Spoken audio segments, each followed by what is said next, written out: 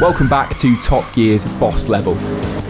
In the last episode, you saw Christian von Koenigsegg, Mate Rimac and John Hennessy drive each other's ultimate hypercars for the first time ever at a racetrack. Well, now it's time for them to sit down, cool off and have a chat about the biggest questions in motoring.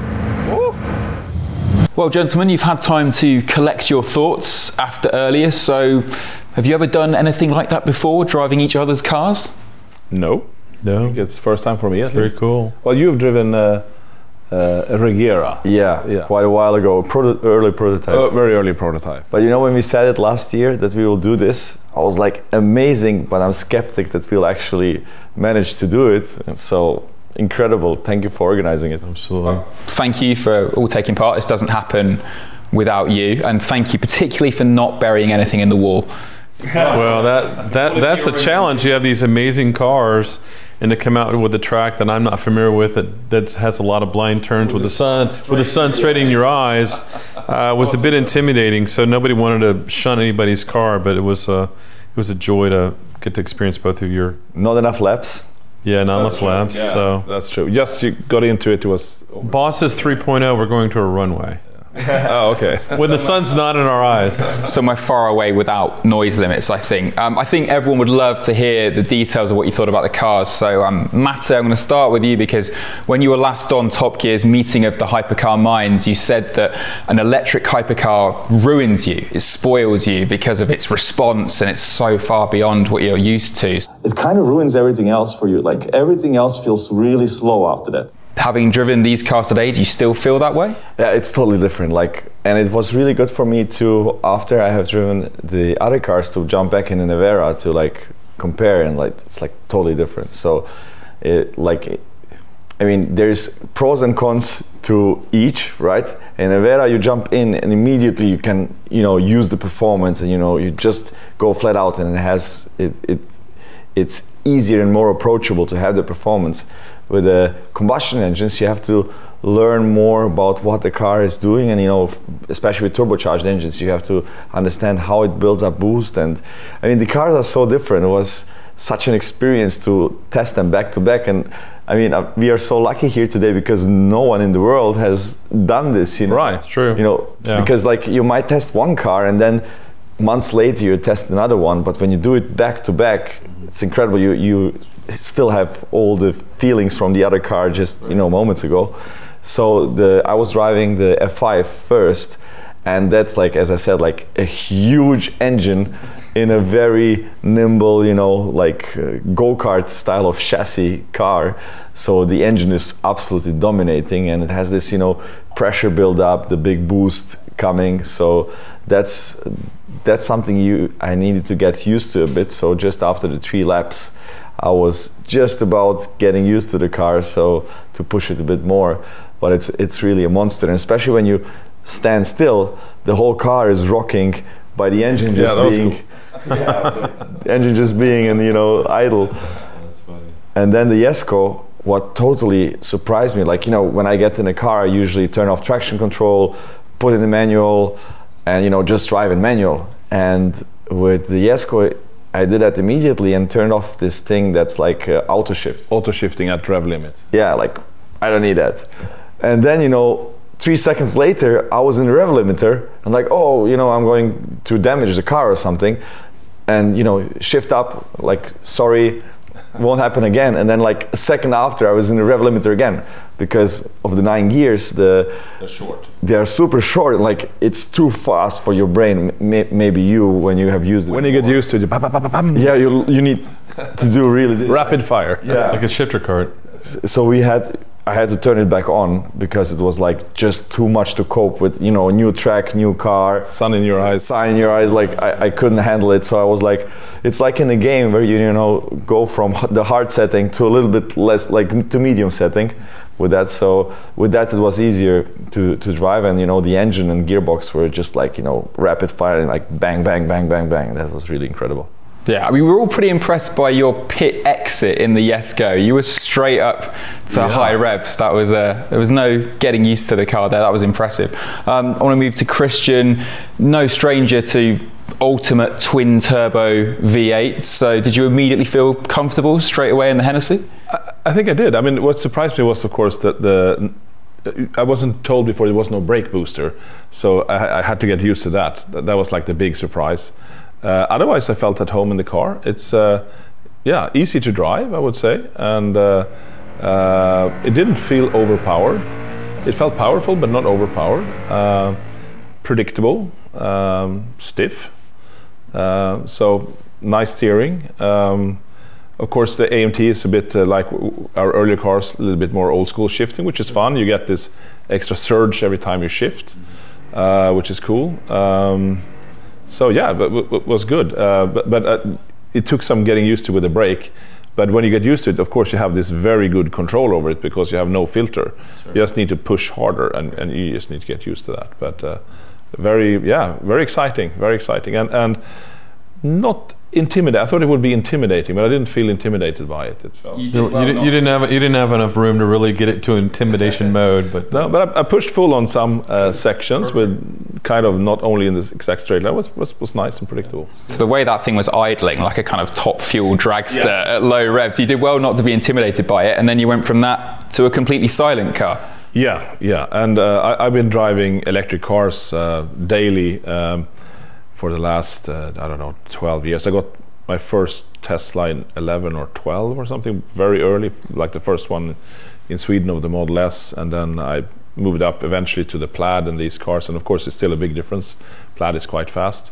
So I kind of, that experience prepared me a bit, of course. This is even more brutal. But it was very, again, friendly, predictable. You immediately felt at home in it. Nothing felt like out of the order. It was honed and well executed and friendly monster, I would say. Friendly monster, yeah. And then right at the end there, Mate was good enough to take you out and show you the drift mode. Exactly, and also his driving skills. Yeah, you drove faster than I did, that's for sure. And yeah, very impressive and very cool with drifting. I actually drifted myself first, even, so same corner. So, but yeah, very cool. But yeah, in the end, at that pad there, very cool drifting and good driving. So. All right, and John, you've built an empire on, as you say, making fast cars go faster. Sure. So I presume you jump out of these gentlemen's car and you were thinking, where can I put the supercharger? No, I know leave well enough alone. Both amazing cars. Like yourself, I have had a Tesla Plaid for 2 years, so I feel like I've got a pretty good reference point for fast electric, but obviously Nevera is on a completely different level. But the thing that I do compare between those two cars is the Nevera could totally be driven as a daily driver. And I know, I think I've got a client or two that they'd actually drive their Neveras quite a lot. So I was surprised that on the braking, the regen, felt really good. And then also something I was coming into your team when I was, or with your test driver, as we're driving around. Oh yeah. I think the sound of the motors is pretty cool. I think EVs kind of get a bad rap. Cool squirking sound when you push hard. That's true too. It down low, the tail wants to wag a little bit, but then the torque vectoring takes control and you straigens you up. But yeah, I thought that. And it's all natural. It's not like. It's natural. It's not being pumped through the speakers. So. Yeah, it's nothing. So you know. If I had all the money in the world, I'd have each one of their cars. And then on Christian's car, I think my first impression was, so your test driver is great. The first thing he does, he gets in there and doesn't turn traction control all the way off, but kind of just turns it like kind of on the edge to keep me out of the ditch. And so like as soon as I got on it, the tail started wagging and the back end started kicking out, and it was making all the bangs and pops and on the decel, so it was setting off all the alarms on the track. So that was a lot of fun, and so it was more raw than I was expecting. Yeah, it's pretty visceral. But at the same time, when you're not in the throttle, it's refined, and I thought it was a good balance between raw and refinement, depending on how far into the throttle you want to push it. It's surprisingly docile when you don't push, but when you push it, it's visceral. And then the controls, I would need an engineer sitting next to me the whole time, or I would need to go to school to learn how to. I mean, you got to push a button for everything, but that's cool. I mean, you can control the doors and the rear hatch and things of that nature. So. And we were able, thanks to the laptop, to turn down some of the pops and bangs, because we should explain that if you're in Northern California and you heard a load of racket coming from Sonoma Raceway, that was John's fault. That was entirely John. The noise police are looking for me right now. So. But this was a pretty novel experience. Like, maybe people aren't aware, but you don't get to benchmark each other's cars. You've never have a customer maybe bring one to the factory and say, have a go in this and see what you think. It's not impossible. I mean, sometimes customers come with other cars and sometimes they want to drive on our airfield. Yeah, it's not that common. But differently also, we are very close, you know. I mean, John not so much because we are on a different continent, sure. But we know each other for a while, and same thing also with Horatio. And, you know, I visited Christian 15 times, he visited us 15 times, so, and we are very open to each other. So we don't get to drive the cars, but we see everything else. But now we have clients that have, whether it's Steve Hamilton and other guys, there's a lot of crossovers. So eventually, I would say, you know, your cars start coming to the US, some of our cars end up in Europe. There will be collections that will have, you know, absolutely. I guess maybe we're kind of like the unholy trinity, something like that. I heard that, so I'm not claiming that one. I heard somebody say that earlier, but anyway. Yeah, Steve has actually all the cars that we had here, so he's doing some fun stuff with that. Yeah, for sure. We just need to find a track with a louder noise limit. I do hear like bigger car brands, they do these exchanges with cars among themselves, and we've been offered that a couple of times. If I can. Yeah, we get to borrow their cars and they get to borrow our cars. It's just that they produce thousands of theirs and they take one of our 3 prototypes or something. And not a fair trade. Yeah, so it's just... well, we do that because, you know... You do that, yeah. I mean, we also have a tech company selling technology. Right. And believe me, pretty much every automotive executive has been in Zagreb testing the cars. But we also actually gave some Naveras to people like, you know, Porsche or companies like that, to Nardo. To the test track and like do whatever you want. We are very open when it comes to that. That's cool.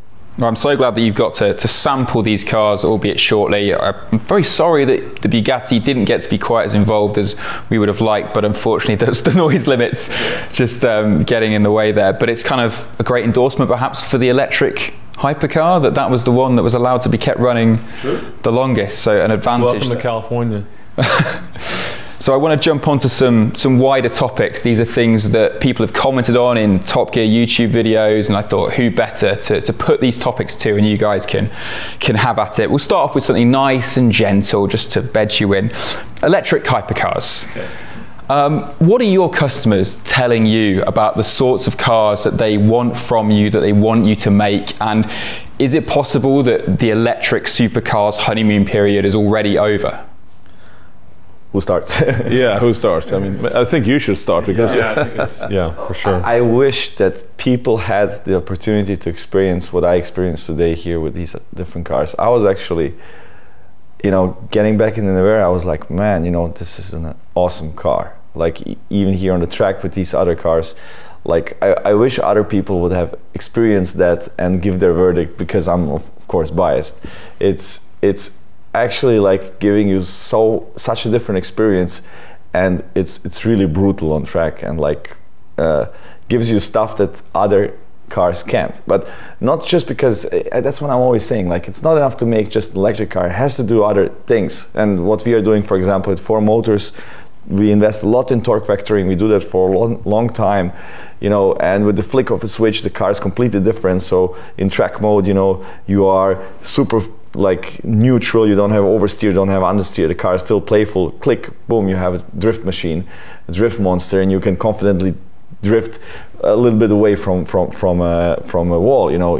And that stuff you can't really easily do with traditional cars. So for me, it's really about offering something special to customers, and people who have the Nevera, they love it and they use it a lot, maybe even more than their other hypercars. But you know, you have this initial like conception that people have about electric cars, and many of them don't want to even try it. But when they do, they see, okay, now I get it. You know, so it's not easy to be the first on the market with a new brand. It takes some time, and you know, the Nevera is the best-selling electric hypercar out there, and now we just showed the Nevera R. So we think, you know, in the end, it will change the market, but it takes some time. Christian, your thoughts? Yeah, so I pretty much agree with what Martin says, that it offers a lot of opportunity with torque vectoring and so on. And then, I mean, there is a resistance in the market for EV at this level because people like the sound, they're afraid of battery life, they're afraid of the weight because they're usually heavier if it's a big battery pack in there. So I maybe would like to then talk a little bit about our Gemera, where we have four-wheel drive, four-wheel torque vectoring from our combustion engine and or from our electrical motor or in combination. So then you have all of these kind of benefits of the absolute directness, but with a roaring, fast revving, similar engine to the Jesko with a 9-speed LST transmission with torque vectoring with the instant torque of the 1250 Newton meter dark matter e-motor at a much lower weight, but with 4 seats. So I think right now that is more attractive to the market. I mean, eventually maybe when batteries become lighter, so the car is not heavier, then that kind of downside is mitigated. The sound is an emotional aspect. I mean, I think the Nevera makes an interesting sound for sure. But I think the preconception is that combustion engines are more alive and living creatures, breathing, pumping, creating heat or whatever. It's just more of an animal, I guess, right? You have more of a dialogue with a vehicle, I guess, and especially if it's lighter. So, but I think your question was, what does the market, what do our customers tell us? And I mean, the reason why we started developing electric propulsion systems as well was we were thinking we need to go electric because that's where the market is going. And then it was really like, no. I mean, it's okay, you can do hybrid, but don't just give us full electric cars. We drive that on a daily basis. They're good, they're fast, they're practical, they do everything we want. But for the weekend warrior, for the fun time, I want this dialogue with my car. I want to speak to it. I want to argue with it with an exciting engine at lower weight. But of course, these torque vectoring aspects are truly interesting and can enhance the performance. So with the Gemera, we have that, but with a hybrid, that is much lighter than if it was a pure EV. And the fun of shifting, I mean, you can argue shifting is a pro or a con, and it takes getting used to and this and that, but it is an engagement factor. So I think as long as you can do it fast and efficiently, and have maximum potential performance, I think right now it's what the market wants and what I can relate to myself as exciting, generally speaking. And John, what's the view from Texas? I mean, my customers, again, our customers are predominantly from the US. We have maybe of the 40 cars we've sold, we have 10 outside the US. None of them want electrification. Now, in terms of what they come to us for, they want pure internal combustion. I do have clients that have some of your cars, and obviously your cars as well, and they own Teslas and whatever. But again, for what our clients tell us is they want, from F5, they want a sense of occasion. They want all the sensory inputs that come from not only the sound, the vibration, even the smell from internal combustion. And again, we're not alone. I mean, I've been modifying cars for 34 years and all internal combustion. We took a look at the EV market. We actually had designed this 6-wheel drive kind of crazy concept, Project Deep Space. And as we're showing it to our clients and dealers, they all basically told us, you know what, that's interesting, maybe down the road, but right now we want you to keep building internal combustion. And that's really kind of that's our core competency, that's our wheelhouse. And so I don't really see that changing for the next car after when F5's done, maybe later in the decade. The next car will be purely internal combustion. So again, I don't disagree with you guys in that torque vectoring and the preciseness of throttle control. I do like when I drive a Plaid being able to just like drive with 1 foot, take my foot off the gas, and just the regen slows me down. I think those are cool things. But again, when somebody comes to us and they're going to spend $2 to almost $4 million on one of our hypercars, they want this real sense of occasion and the rowdiness and the rocking and rolling from the cam loping and the exhaust making noise. But that's what our clients are telling us. Sure. So it's at this level of the market, does it feel like it's changed almost in the past couple of years? Because I would say so. Absolutely. Yeah.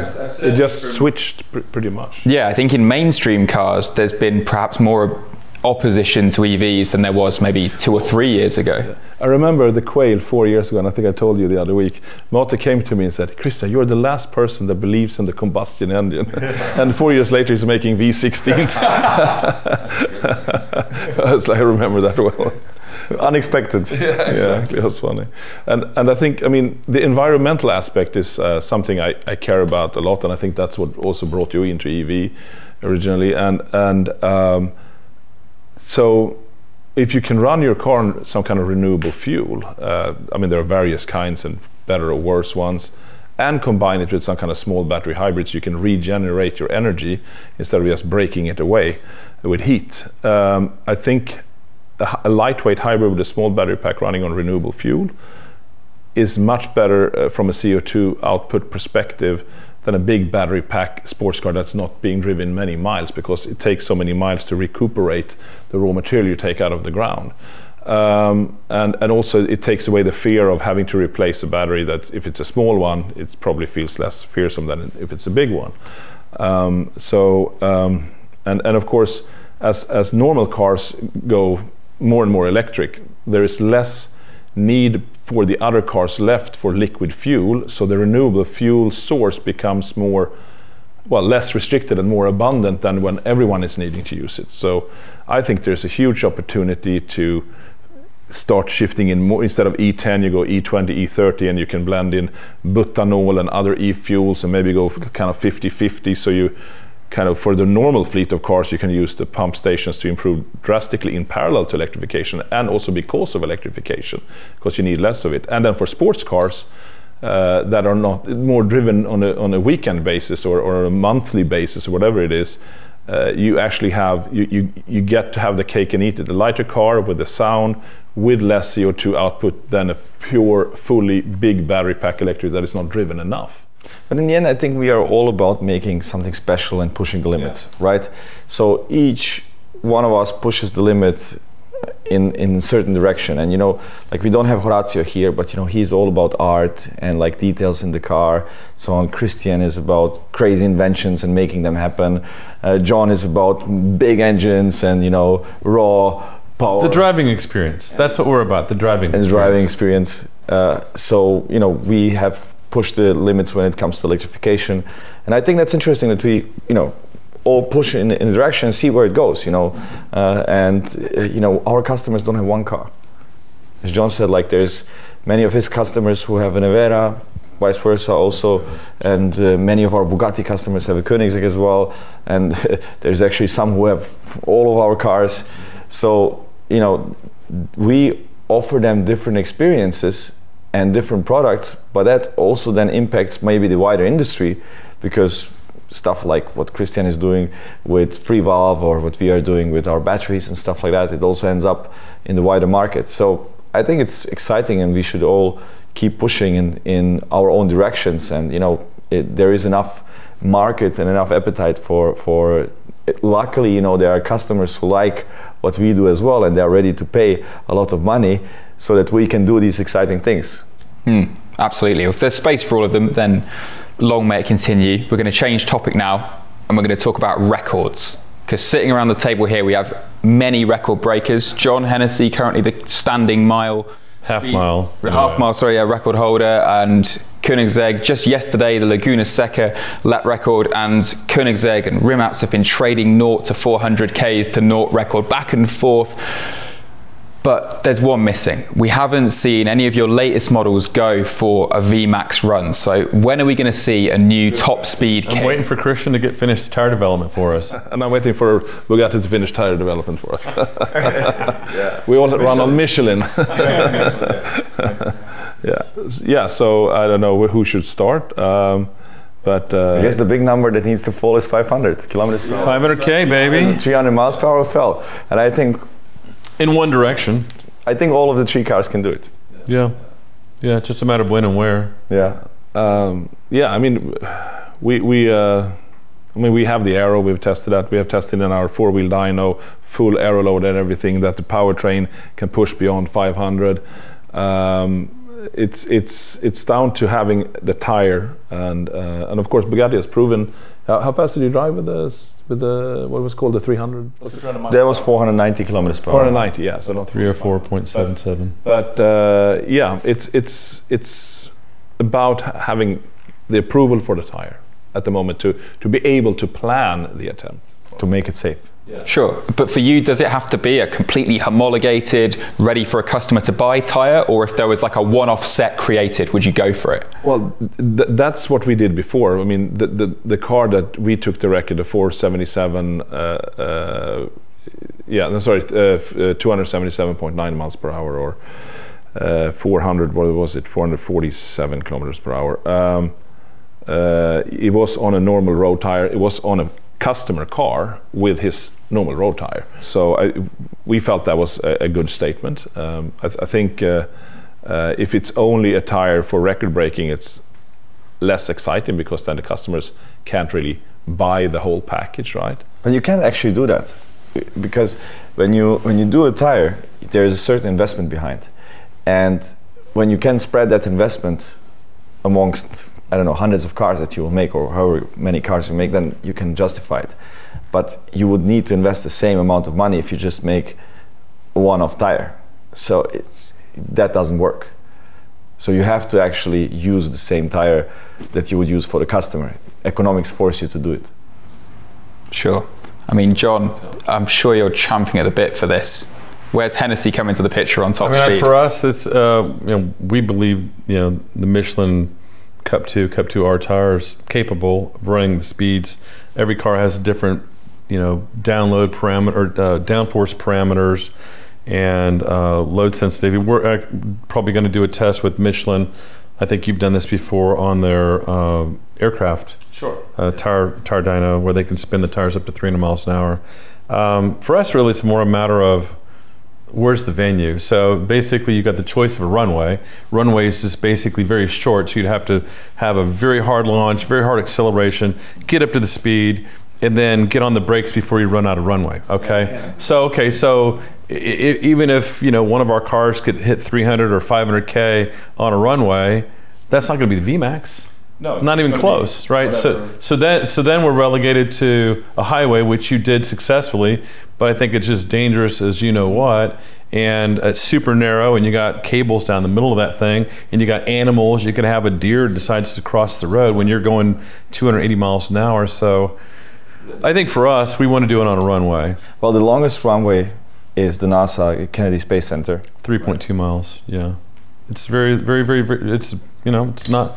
You get going fast, you're driving 400 feet per second. That's the problem. You stop accelerating, you're still accelerating, but you're just chewing up the miles. Sure. So and then you need to slam the brakes. So I was joking to Mate earlier. I'm like, well, how about Air Lisegne? And he's like, well, I don't know if Volkswagen will let us do that. Yeah, but, don't think so. But there is other places, like I was just mentioning in Croatia, there's just a new highway being built that's like the asphalt is there, but it's not open for public use yet. How many lanes wide?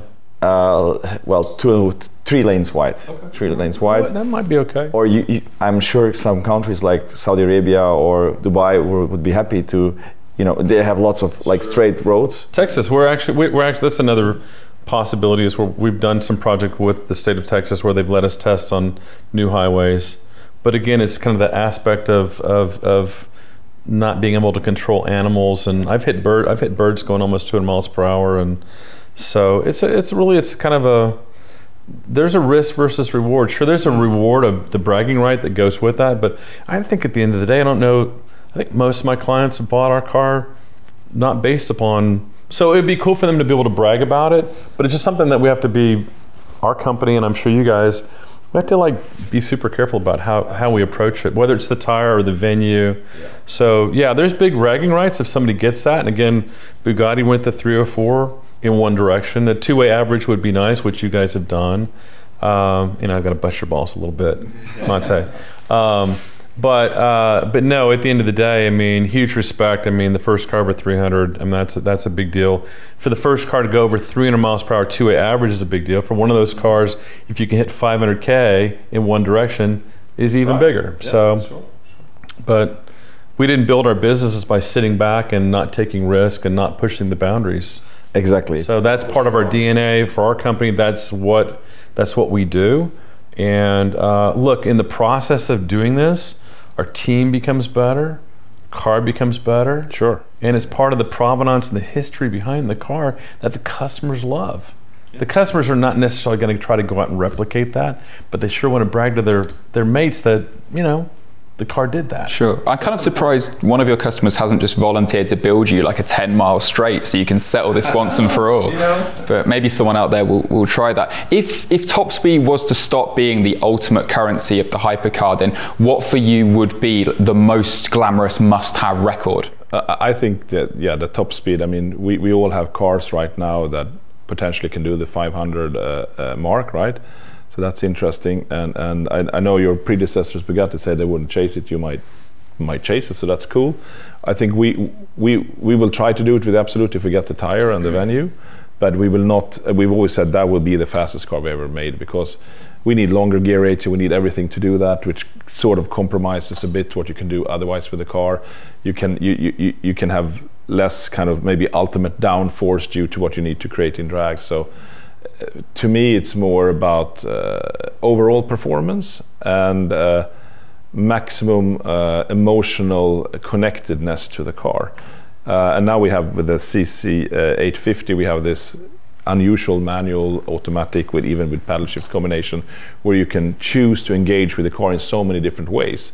And again, like you said, experience different cars at the same track the same day, you really understand the differences. And in the same car, having auto manual with clutch and paddle shift, you can really, wow, that's the difference between these systems. And I noticed that when I drive in a mountain pass or in a twisty road, I really enjoy the manual and think it's like probably the best way to engage with the car and to flow with the road, because you can feather the clutch as well, which you can't do with the paddles. But on a track, you really want both hands on your steering wheel with the paddle, and in town or in traffic jam, auto is not bad.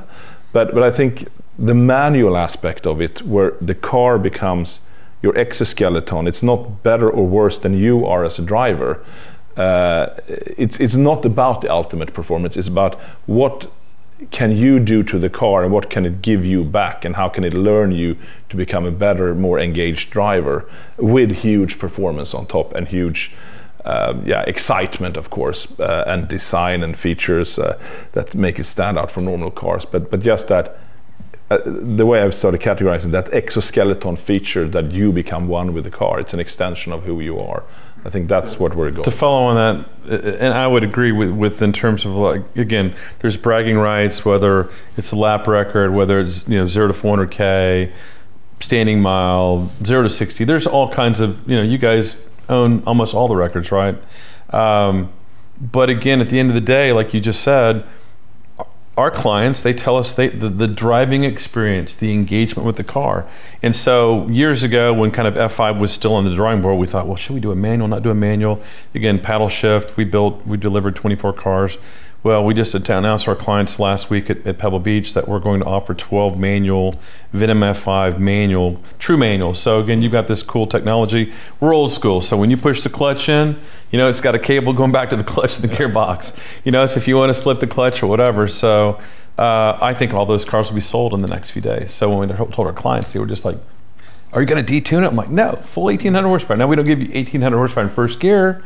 By fourth gear, yeah, you got the full power, can go for it. So again, I think that is much more meaningful for our clients, the feedback that we get, that again, there's amazing technologies. You guys are probably more tech than we are. We're maybe more old school, so we're maybe a little bit more like, the Cobra from back in the 60s or whatever. And again, there's a lot of our clients can own the best of all worlds, right? Enjoy the different flavors. Absolutely. So I think, again, that's what I hear from clients and enthusiasts, that the driving experience somewhat trumps the bragging right about. Absolutely, I agree with that. And also Nürburgring lap times, in the end, really, who cares? Because you cannot come close to... The Germans care. Yeah, but Am I right? I love to test our cars. I always test them, but I don't test them on tracks that much because I can't get anywhere near. And I consider myself a pretty good driver, but I can get anywhere near what these cars can really do on the track. So how many people actually can? And I think the records are interesting just to push the limits, but what's really interesting for our customers are other things. Like for example, now on the Tourbillon, this wonderful steering wheel with a fixed hub, with the analog clusters, you know, then the exposed engine, the V16 engine that you can see from outside with this beautiful carbon plenum, the beautiful shifting mechanism of Koenigsegg, like I told Christian already several times. I love that, and I'm jealous that I didn't come up with that idea. You know, this augmented shifting, or however you call it. On the Nevera, you know, these modes with the torque vector, like that's the stuff that make the car special. And every car like that has to have like 3, 4, 5 stories. You know, I remember, for example, when the Huayra came out, it had these little 4 winglets. Right. And we can talk about it if they do anything or not, but that was like, it's spectacle. It was spectacle. When you went right, you know, they were having a different pitch angle, and people were like, wow, look at this, you know. Sure. So it's one of the stories. Yeah, don't disagree with that. Since we were talking about manuals there, and obviously John, thank you for telling us about the manual Venom. Yeah. Looking forward to seeing more of that. I want to move onto a topic of resto mods. This is becoming a big deal, not just in classic cars, but they were at the Quail. They've infiltrated the hypercar world. There was all sorts there. Mate, you were papped on the Eccentrica stands, checking out the V12 Diablo. Can I get your thoughts on the rise of the resto mod, and is it a good thing for the car world, or does it mean we're running out of original ideas? Good question. I think, I mean, Singer, I've seen them at the Quail now for probably 7, 8, 10 years. I mean, so, and they really pioneered the popularity among the broader audience and have done a fantastic job at it. And of course, I don't know, is there inflation? Who knows? I don't know, maybe. It's a lot happening in that space at the moment, and it's a difficult question, right? Does it take away from the purity of the original, or is it the other way around? I don't know. Difficult to say. I don't know what my take is on it, actually. I'm a big fan. I think, again, resto mods, whether it's American Muscle, whether it's some of the classic Italians, I think they're all very cool. I think it's a very cool art form. I think it's from a business perspective, with the significant investment of manufacturing, homologating a car, to take an older car that's maybe 25 years older that you can source from around the world, and it's got a VIN plate and it's got a title, and you can add all this modern design and technology to it. I think it's great. I just wish I could afford more of them. I mean, you know, they're you know, the really nice ones are $500,000 to $2 million, and I'd have one of each of them. I think they're very cool. It's something that our business we've looked at doing resto mods. In our modification business, we modify about 600 vehicles a year. On F5 production, we build 1 per month, so very, very limited, bespoke. We have about 5,000 man hours in each F5. But if I had additional staff and resources, I won't say what cars we would want to resto mod, but I've got a few resto mod ideas. So it's high on our potential list of future things that we may offer or do. So I can imagine some American muscle cars out there with some Hennessy power. Maybe even some non-American cars. Ooh, yeah, that's a tantalizing thought. Save that for another conversation. Yeah, so I love resto mods as well. I'm very close also with the Singer guys, so with Maz and Rob. I have a turbo on order, so I have one coming. I like these kind of cars, and you know, for me, my journey started with an E30, and I always wanted an E30 M3, and luckily now I could afford one. And you know, I love driving that car, and I love looking at it. It's beautiful, but honestly, like, does it live up to the? No. Oh no. Oh man, ouch.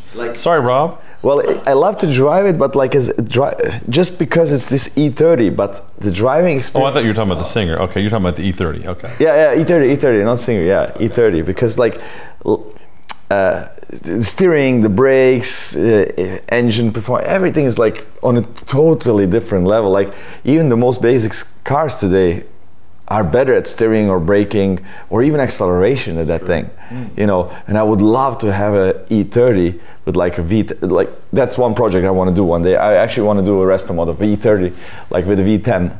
The V10 out of the old M5. Yeah, exactly. So like 8,000 RPM. Yeah, like throttle bodies. That sounds cool, actually. You know, like something like that. So I would love to do that. So I think this combination of beautiful old cars with modern technology and more performance is great. But walking around Quail the other day, I was like, oh, there's lots of stuff going on there. Like, it feels a little bit like inflation, right? it is inflation. Everyone wants to copy Singer. Right, yeah. So maybe that's the problem I have with it. It's just, it seems like a bit of a money grab at the moment. Everyone saw that success.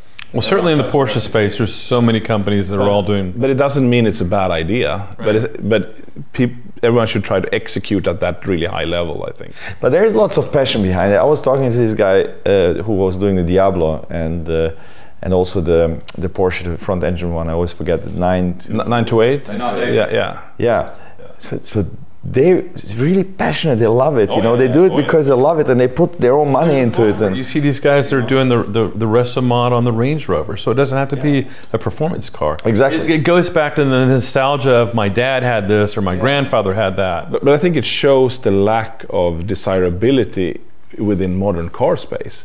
That's, I think, what's driving this. Exactly. It's like everyone is looking back to the good old days, and that, I think, is what disturbs me a bit.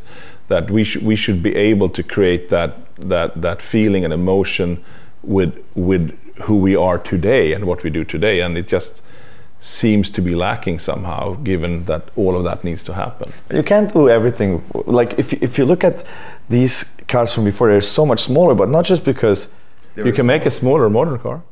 Yeah, but like look at the side impact of today, and side impact, like what was the door of a Mini, of an initial Mini? But then I would say also safety. If you can get that emotion of a resto mod, but with today's safety, that's not a bad thing. Which leads to basically another evolving market from resto mod is retro mod. So to taking a modern car and making it appear and operate like an older car. So that's a new thing. Again, that's a twist in the market that we're looking at. I would say with our CC850, we kind of just going to mention the CC850 because that's a good example of that. If you park it next to the CC8S, the first car we ever produced, it's hard to tell them apart. I mean, it's a little bit bigger and it looks a little bit better because we are better at doing things now. But I'm very impressed what we could do with like 8 to 10 persons back in the day. But you have all the modern, you have the new shifter and all that. But there you have all the modern safety, all the modern emission things, but you have the emotion of the original, but taken to 11, but everything else is there. I like the white wheels on the white too. It looks good. It's old school. Yeah, a bit 80s. Yeah, it looks, Miami Vice. Yeah. So I mean, maybe that's where I was going in my mind, really. But the cool thing at the core of this, there's desirability, there's demand for cool, bespoke driving experiences, which is what drives all of our business. Yeah, exactly. But it's cool to see so much variety. Also, like Gembala, for example, with this crazy, off-road 911. Oh yeah. Like there's cool things happening. I've got my 911 car in the parking lot. I'm driving to Colorado tomorrow. Oh, that was yours? Yeah. Driving home in a straight line all the way. Yeah. Maybe you guys are all building as well the new originals, and maybe, who knows, someone watching this in 20 years or more might be taking a Rimac with what the latest technology is then and putting it in a body that looks like that, or a Hennessy with who knows what V8 in it. And that's a good point, because what I hear in the marketplace, if I buy an electric hyper supercar, what about the battery in 10 years and it's old and it's big and so. Well, in 10, 15 years, you can have a battery pack maybe of half the size doing more that cost a fifth that you can put into the car. They said that 10 years ago. I'm still waiting for it. I'm still waiting for it to happen. So I mean, they're this kind of, the future is for you, not against you. Yeah. It will just be easier and easier to replace those battery packs. So that fear is kind of a bit misplaced, I would say. Yeah, I'm ready for a resto mod with a V16 up front, rear drive, put your name on it, V16 in the front. Yeah. Like a Bugatti Royale for the 21st century. Bugatti Royale, 25 feet long. Yeah. That sounds fun. Well, when we talk about Bugatti Royale, just one small digression, So that was 100 years ago, where you had this incredible looking car with these proportions and 24-inch wheels. Imagine that, like at the time when like my ancestors were living, like without, like people were living 500 years ago, and then in some places, someone was driving that thing. Someone was driving that thing, and I imagine you just had like goats and donkeys running around. And then someone comes with a Bugatti Royale on 24-inch wheels 100 years ago. So how do you create that today? How do you create such a big contrast today? Can you even do it? Do you want to even? Yeah, that's a question. I don't know, but I think it's a crazy balance of like, I'm sure we all have our crazy ideas, really crazy stuff in the back of our minds we might tell our wives about, or maybe some of our employees about, but we don't want to scare too many of our employees. But then there's this balance of like commerciability. So it's like it's you can take a crazy idea, and you guys have put a lot of crazy ideas that are in your cars, right? They live and breathe today. But some of the like really, like you're talking about, like something modern version of the Royale or something like that, there's a cost for that, right? So then we have to, we have, whether it's our shareholders or customers, nobody wants to build something that and then nobody wants to buy, right? So there's kind of that balance. But It's gotta be a business. Anyway, I've got a list of kind of crazy vehicles I like to just build for myself, and maybe somebody else would want to buy it. I mean, so. Well, we have to also understand, maybe the viewers don't understand that necessarily, that it takes years and hundreds of people and piles, like mountains of money, to develop a car. It's not just like we wake up. And then if you change your mind and I want to move the door handle from here to here, exactly. You're toast. Yeah, pretty much. Yeah. All right, speaking of hosing away huge amounts of money, we know that you're all passionate engineers. We can see that you're all incredibly competitive. So one of the last big topics that I want to get onto is motorsport. We don't see Hennessy, Koenigsegg, Bugatti or Rimac competing at the top level of elite motorsport. Gentlemen, why is that?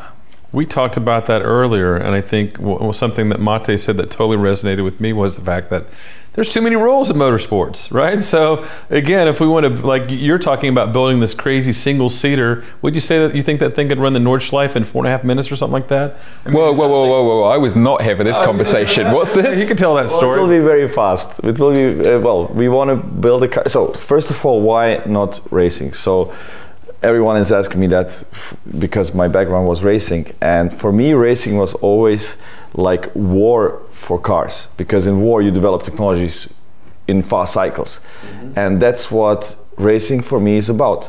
And people say, yeah, but you have those rules, so it's more about the drivers. But if you're really interested in purely the human aspect, there's pure human sports disciplines, hundreds of them. So why motorsport, which is around technology and the machine as well, why to ignore the machine factor?